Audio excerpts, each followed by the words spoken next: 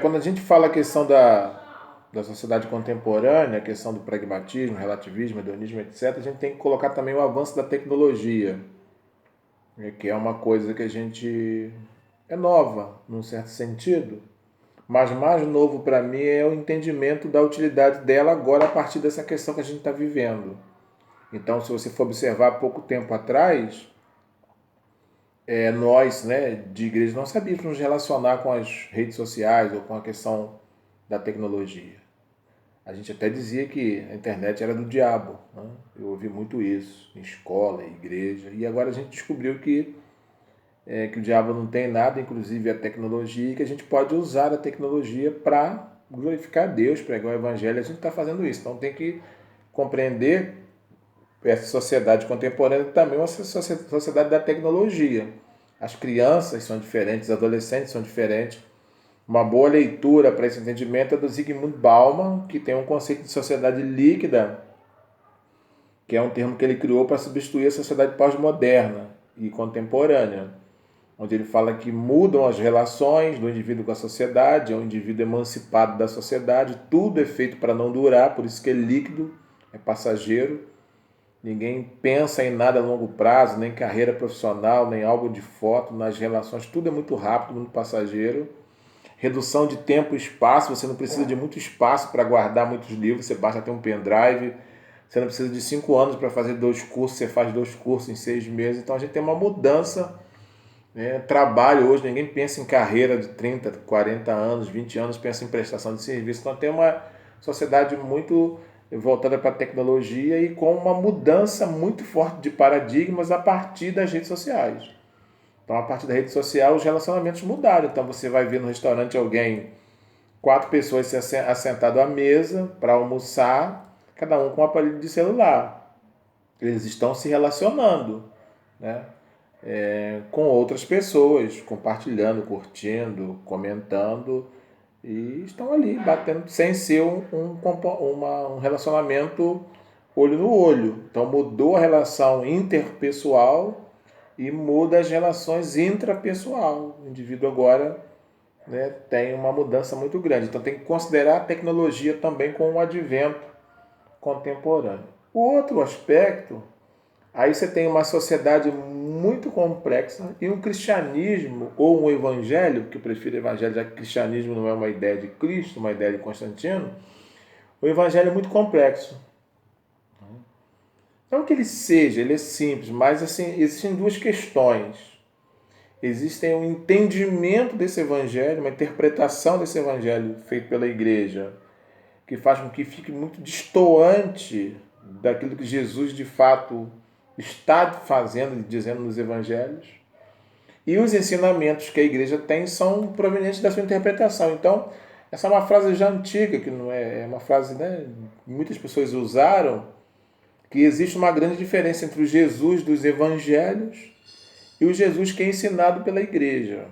Isso colocaria em prática uma seguinte pergunta: por que as pessoas gostam de Jesus e não gostam da igreja? Evidentemente que provavelmente aquele Jesus dos evangelhos que atraía todo tipo de pessoa não é o mesmo público, ou seja, que o Jesus da igreja atrai. Então a gente tem uma certa dissociação muito grande no entendimento. Então eu quero acreditar que é muito complexo realmente a questão do evangelho. Vou citar algumas coisas aqui. Por exemplo, a gente fala muito de política. Jesus propôs um sistema político, sim. Só que quando Nicodemos foi visitá-lo, sendo Nicodemos um político muito influente daquela teocentria de Israel e Roma, Jesus falou para ele assim, ó, depois que ele fez as bajulações, né, que são peculiares, quem não nasce de novo não pode ver o reino. Jesus apresenta uma proposta de governo, de monarquia, onde Deus é o rei. É por isso que ele não pregou a igreja, anunciou o reino, ou seja, a área de governo de Deus. Um sistema político que Deus é o rei. E nós somos os súditos. A igreja são os súditos que vão propagar, que vão divulgar esse reino. Nesse reino de Deus as coisas são diferentes. Ou seja, Jesus disse, olha, todo o reino de governo humano é reino falho. Se o governo é humano, inevitavelmente, seja ele parlamentarismo, democracia, ditadura, monarquia, ele vai ser um governo humano, com aquilo que é peculiar aos humanos, corrupção, injustiça e etc, etc. Se o reino é de Deus, se é Deus que governa, esse reino é diferente. Então, esse reino, essa área de ação nossa, é um reino com outros valores. Então, a gente é muito voltado para a questão política partidária, querendo colocar um governo humano que seja um governo humano de Cristo. Não tem. Então, a gente deveria realmente expandir e propagar o governo de Deus.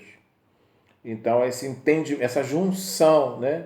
Às vezes a gente separa Jesus de política e às vezes a gente junta. Então, não, ele foi político, ele propôs um sistema, ele discutiu com a vida, né? Mas um sistema de governo, de monarquia, que era o sistema da sua época, onde Deus é o governante. É a mesma visão de Isaías. Isaías conhece a monarquia, conhecia Uzias. Quando Uzias morre, ele vai buscar uma resposta para a situação do seu país. Ele vê Deus, na sua visão, como rei, governando de forma soberana sobre toda a terra, não somente sobre Israel. Então, essa é uma questão importante. Nicodemos procurou Jesus, talvez, né? Já com um entendimento de que aquele homem tinha alguma coisa diferenciada, mas Jesus fala, olha, para ver o reino, para fazer parte do reino, tem que nascer de novo. Um outro momento muito importante é quando os gregos querem ver Jesus. Alguns historiadores falam que os gregos queriam juntar os milagres que Jesus fazia à sabedoria grega. E Jesus falou assim, olha, o grão de trigo tem que cair e morrer. Então, sempre quando tinha, em alguns momentos, quiseram fazer dele rei, profeta, e ele fugia porque não estavam entendendo corretamente qual era a sua missão, o seu papel. Essa é uma questão bem interessante. Ele anunciou o reino de Deus, ou seja, a área de governo de Deus. Depois, em relação à salvação, a gente tem lá o jovem rico, mestre, que farei para herdar a vida eterna? Né? O verbo fazer, né? E o que eu faço para eu ter o mérito? Olha, meu filho, você precisa fazer uma coisa. E o que ele disse para o jovem fazer, o jovem sendo cobiçoso, ele não conseguiria fazer. Então Jesus não negociou, né, a questão da salvação, muito pelo contrário. Né? Ele chegou a dizer que há alegria no céu quando um pecador se arrepende. Então a salvação é o gol, né, do evangelho, mas precisa realmente de um entendimento de quem é Cristo, enfim. Depois a questão dos milagres que ele não divulgava, ou pelo menos pedia para não divulgar. É claro que isso saía pela culatra, mas essa questão, né, da gente associar a mudança de uma pessoa ao momento que ela encontrou com a gente, aquela foi a nossa igreja, tá, para, né, fazer com que isso traga mais pessoas, traga retorno, isso é uma questão completamente, diria eu, uma coisa de uma feitiçaria imensa, né? De você atribuir o milagre a uma oração sua, à sua igreja, enfim, ele não divulgava isso e, muito pelo contrário, atribuiu o mérito do milagre à pessoa curada. Claro que não foi a fé que curou ninguém, a fé não cura, quem cura é ele, mas quando ele fala que a fé curou, ele está dizendo para aquela pessoa que a busca dela, que o esforço dela não foi em vão. E isso ele melhorava muito a estima, né? Também vocês vão ter lá em João 6 uma multidão que o seguia porque comia, bebia, via milagres. Quando ele faz, né, tira do secular e joga para o terreno, para o eterno, as pessoas dizem que o discurso é duro e fogem, vão embora. E ficam os 12. Ele vira para os 12 e pergunta se eles também querem ir. E eles falam, para onde iremos nós? Só tem palavra de vida eterna. Seja, Jesus não negociava princípio por causa de multidão. O que importava não era a quantidade de pessoas o seguindo de forma desordenada ou por interesses alheios. Ele não impedia que o seguisse, mas ele dizia, olha, a verdade é essa. Então parecia bem melhor uma minoria que entendia a mensagem do que uma maioria enganada. Então os fins não justificavam os meios, não era pragmatismo, né? E não importa quantos eu tenho me seguindo, isso não significa que a minha missão é falha. E uma questão importante, que vocês podem depois ler aí o Augusto Curia, que é a análise da inteligência de Jesus, Filipe Anso, Jesus que eu nunca conheci, é a questão de que ele conviveu com Judas, sabia quem era Judas, o que Judas ia fazer, e em momento algum ele expôs Judas publicamente. Então é uma complexidade muito grande, além, né, os ensinos, a questão do perdão, perdoar, né, infinitamente, dar outra face. O pecado acontece quando eu desejo, é dando que se recebe, bem-aventurados que choram. É um ensino completamente complexo. Numa sociedade pragmática, o maior que serve, tem lá o texto do que ele lava os pés. Então, os ensinos de Jesus são completamente paradoxais, complexos, quando você olha tanto para a gente compreender quanto para a gente tentar aplicar nessa sociedade. Aí o que você tem? Além dessa complexidade de ensino, a complexidade do entendimento. Então não é fácil entender. Por exemplo, Jesus propõe literalmente um ateísmo religioso. Sabe por quê? Até 70, propriamente dito, o cristianismo não existia. Nem os cristãos existiam. Eles vão ter esse nome lá em Antioquia, tá? Mas assim, eram vistos como um grupo, né, uma ramificação judaica. Junto com os fariseus, saduceus, essênios, herodianos, zelotes, o grupo dos nazarenos do caminho era um grupo ali. Em 70, quando é destruído o templo, os judeus são dispersos, os cristãos somem, desaparecem. Eles aparecem em 120, e aí começa a sua discussão sobre Cristo, tá? Até debaixo do Império Romano, até Constantino.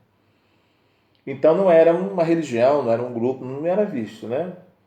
Mas quando eles começaram, a partir de 120, a ter muita força dentro do contexto romano, eles eram muito questionados em relação à fé deles. Então os romanos perguntavam assim para os cristãos: onde está o templo de vocês? Claro, Roma quis fazer um templo para os cristãos. Toda religião tinha templo.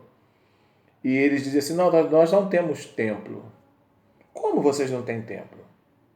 Aí os romanos perguntavam: então, onde que trabalha o sacerdote de vocês? Não temos sacerdote. Como assim? Como são feitos sacrifícios ao Deus de vocês? Vocês não têm tempo. Como é que vocês fazem o sacrifício? Não, nós não temos, não fazemos mais sacrifício. Como assim? Vocês são malucos? Toda religião tem templo, lugar sagrado, sacrifício, sacerdote. Nós não temos. Então Jesus ensinou o quê? Ele era o templo, ele é o sacerdote, ele é o sacrifício que finalizava todos os sacrifícios, findaria, né? Então isso jamais foi ouvido pelos romanos. Então os romanos chegaram à seguinte conclusão: eles são ateus. Por quê? Eles são os únicos que são diferentes das outras religiões. São ateus, não tem templo, não tem sacerdote, não tem sacrifício, eles são ateus, eles não são uma religião, né? Então, eles eram chamados de ateus. No mundo pluralista religioso, né, os cristãos são chamados de ateus, porque Jesus é o templo, é o sacrifício, é o sacerdote. E essa complexidade de entendimento é muito forte. Tanto é que a gente voltou ao templo, voltou ao sacrifício e voltou ao sacerdote. E agora, com essa questão da pandemia, a gente meio que está tentando lidar com a ausência do templo, tentando lidar com a ausência do sacerdote para ser o sacerdócio de todos os santos, e não tem aonde mais fazer sacrifício, né? Ficar ali o dia todo trabalhando. Então, nesse sentido religioso, o cristianismo é um ateísmo, porque ele não precisa de templo, ele não precisa de sacerdote humano, não precisa de sacrifício, porque Jesus cumpriu tudo isso. Na cristologia a gente estuda os ofícios de Cristo, que são os papéis que Jesus passou a desempenhar, todos nele que eram papéis de toda a relação do Antigo Testamento com Deus, de sacerdote, juiz, profeta e rei.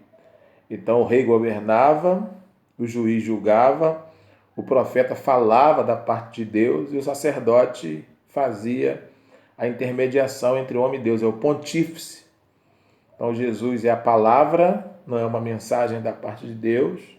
Ele é o sacerdote, ele é o juiz e ele é o rei. Então nós não temos mais isso. Então tem essa questão da complexidade do cristianismo.